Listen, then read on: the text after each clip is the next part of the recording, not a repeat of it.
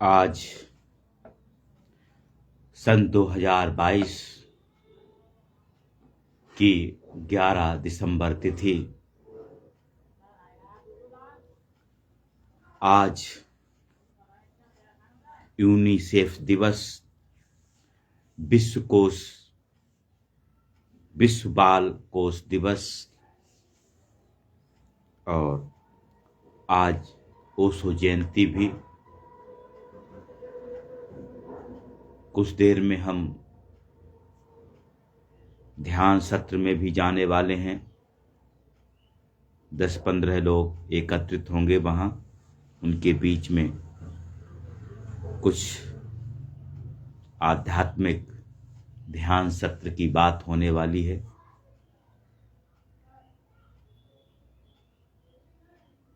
विश्व बाल कोष दिवस हमें स्मरण में आती है सन 2002 की एक तिथि, जिस पर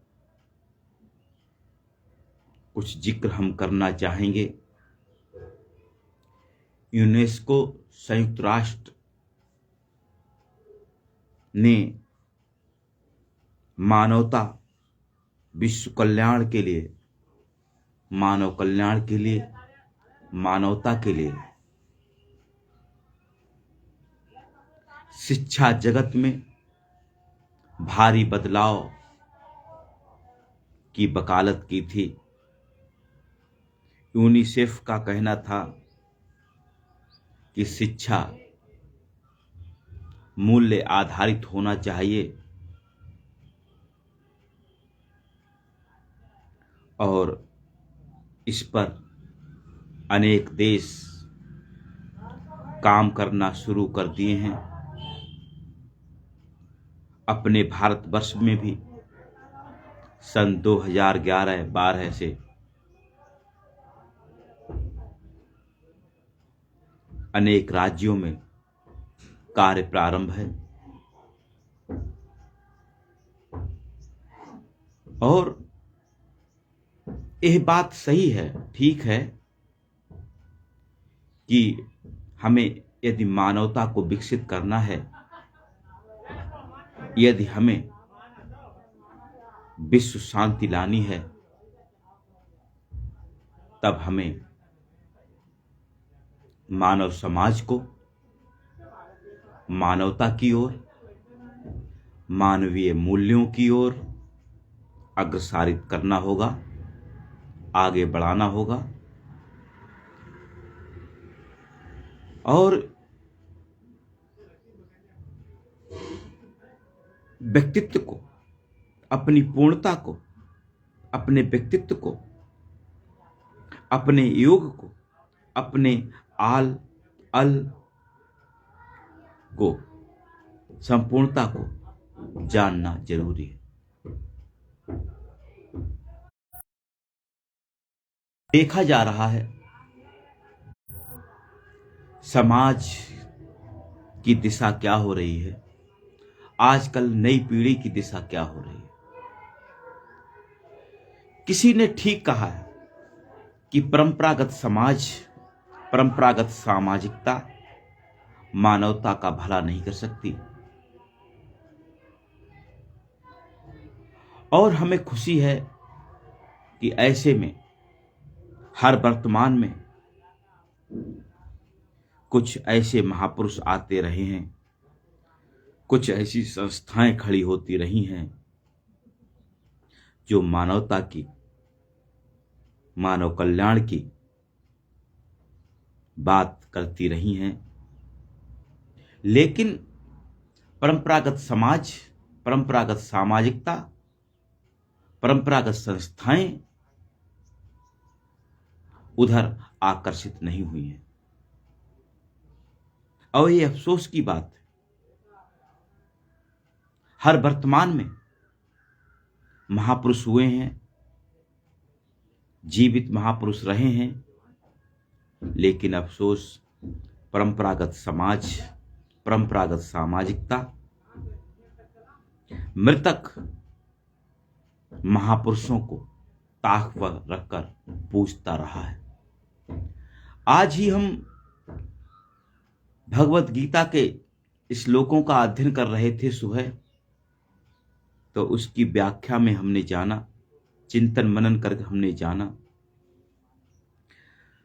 पूजा का मतलब यह नहीं है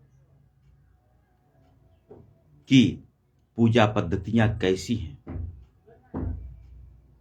पूजा का मतलब है अंतर्मन से, अंतर्मन की दिशा से, अंतर्मन की दशा से, अंतर्मन के नजरिया से, अंतर्मन के भावनाओं से।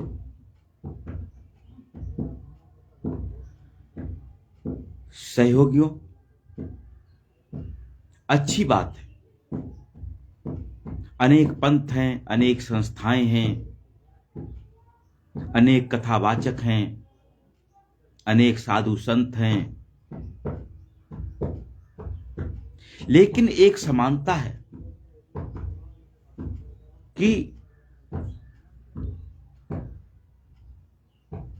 उनसे मैसेज हमको यह तो अवश्य मिलता है कि हम इस धरती पर हैं, ये प्रकृति, जीवन, इसका कारण कोई ना कोई तो है। उस कारण को हम कैसे जान सकते हैं, कैसे महसूस कर सकते हैं, यह अत्यंत महत्वपूर्ण है। हमारे कमलेश डी, हमारे विश्व मार्गदर्शक, वैश्विक मार्गदर्शक कमलेश डी पटेल तो कहते हैं कि महत्वपूर्ण यह नहीं है कि हम आस्तिक हैं कि नास्तिक, महत्वपूर्ण तो यह है कि हम महसूस क्या करते हैं, हम एहसास क्या करते हैं, हमारे अनुभव क्या है। चलो हम कहते हैं कण कण में ईश्वर है, उसकी मर्जी के बिना एक पत्ता भी नहीं हिलता, आदि आदि, सागर में कुंभ, कुंभ में सागर, विविधता में एकता, वसुधैव कुटुंबकम, बहुत अच्छी अच्छी बातें हैं। लेकिन यह सब क्या हम महसूस करते हैं? आज सुबह जब हम गीता का अध्ययन कर रहे थे, तब हमने यह जाना कि भक्ति का मतलब क्या है, आस्तिकता का मतलब क्या है। हमने तो यही महसूस किया है, हमने तो यही जाना है कि मन से जुड़ना। चलो ठीक है, हम कर्मकांड करते हैं, पूजा पद्धतियों में उलझे हैं, लेकिन हमारा मन क्या चाहता है, हमारा नजरिया क्या चाहता है, हमारी आस्था क्या चाहती है, ये चीज महत्वपूर्ण है। पूजा का मतलब पूजा पद्धतियों में उलझना नहीं है, शब्दों में, वाक्यों में, ग्रंथों में उलझना नहीं है। पूजा का मतलब है इन सब माध्यमों से मन को एक दिशा देना, दशा देना, जिसमें आत्मा का अनंत प्रकाश प्रभावित होने लगे, प्रवाहित होने लगे। गीता में स्पष्ट लिखा है, आज हम पढ़ रहे थे, हमें अंतर्मुखी होना बहुत जरूरी है। हमारे अंदर आत्मा बैठा है, आत्मा बैठी है, उसके प्रकाश को पकड़ना बहुत आवश्यक है। हमारी आत्मा ही द्वार है अनंत यात्रा की ओर जाने का। चलो ठीक है, तुम कथावाचकों के चक्कर में पड़े हो, चलो ठीक है तुम धर्मस्थलों के चक्कर में पड़े हो, चलो ठीक है तुम धर्म ग्रंथों के चक्कर में पड़े हो, लेकिन महत्वपूर्ण यह है कि आपके मन में क्या है।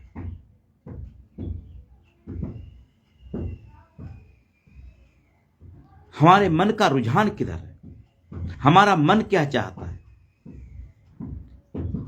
हमको एक नेपाली मिला था, वो क्या हमसे कहता है कि हम लोग जब मंदिर में जाते हैं तो दुनियादारी भूल जाते हैं। हम ईश्वर से कुछ भी नहीं मांगते। हम तो यह मांगते हैं कि ईश्वर तू अपना प्रेम हम पर उड़े ले, हम में प्रेम पैदा हो तेरे प्रति।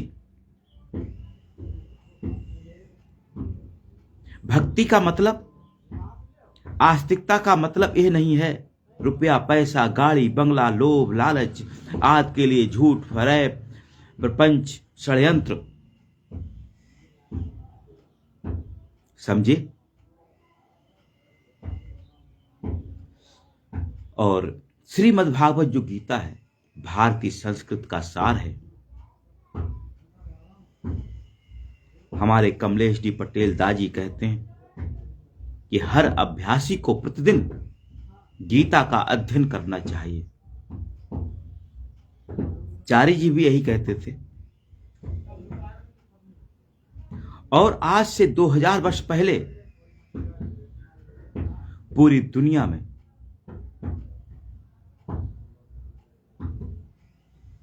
श्रीमद् भागवत गीता हर संत के मन का केंद्र था, केंद्र थी। और अनेक देशों के विश्वविद्यालय में इसका अध्ययन हो रहा है। हांगकांग में मैनेजमेंट प्रबंधन में गीता का अध्ययन किया जा रहा है।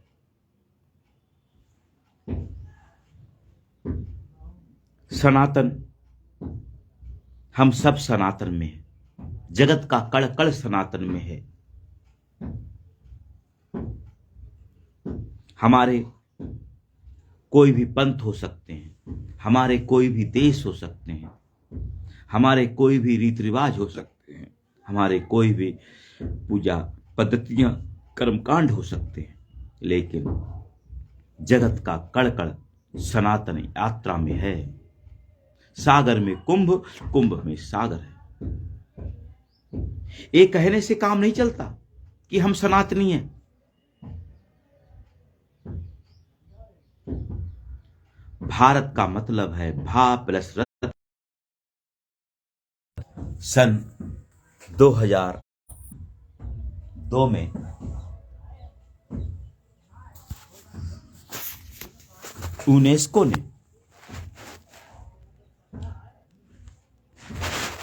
यूनेस्को ने वकालत की थी, शिक्षा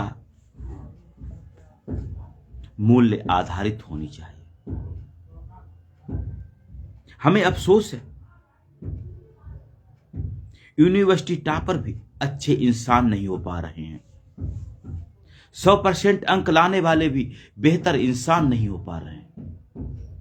हमारी नजर में दुनिया में सबसे बड़ा भ्रष्टाचार है शिक्षा। हमारी नजर में ब्रह्मांड की सबसे बड़ी समस्या है मनुष्य और मनुष्य समाज, क्योंकि वह मानवता की ओर अग्रसित नहीं हो पा रही है। हमें नाज है, हमें खुशी है कि हमारे ऋषि मुनि नबी और हमारे वैश्विक मार्गदर्शक श्री कमलेश डी पटेल दाजी, उनसे हम प्रेरणा पा रहे हैं। जगत में जो भी कुछ दिखाई दे रहा है सब प्रकृति है। हमारा ये शरीर 5 तत्वों से बना है। हमारे अंदर दिल है।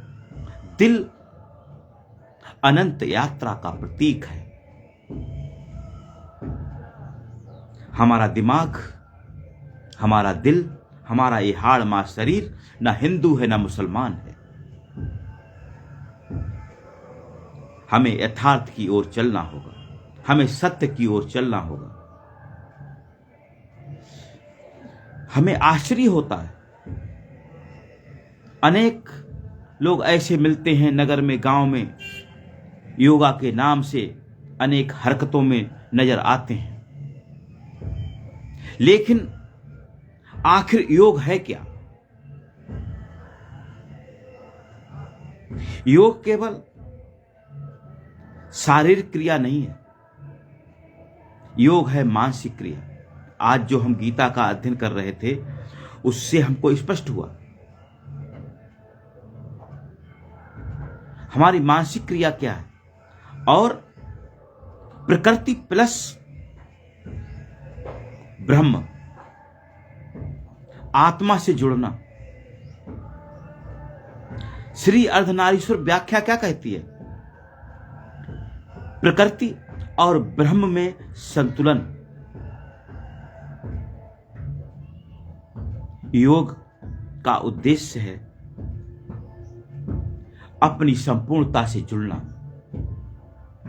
हमारे जगत के स्तर हैं स्थूल, सूक्ष्म और कारण। इन तीनों स्तरों पर एकजुट हो जाना, मन वचन कर्म से एकजुट हो जाना, और आत्मा के प्रकाश को अवसर देना। वह आत्मा का प्रकाश जो 360 अंश चारों ओर, हर ओर फैलता है, उसी से ज्योतिष की दशा पैदा होती है। जब हम रात्रि 9 बजे की सार्वभौमिक प्रार्थना करते हैं,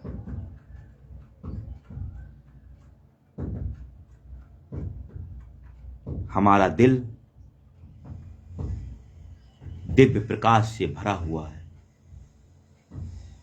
हमारे परिवार के अंदर सभी प्राणी दिव्य प्रकाश से भरे हुए हैं। चारों ओर हमारे आस पड़ोस में सभी जगह दिव्य प्रकाश फैला हुआ है। मालिक की कृपा सब पर बरस रही है।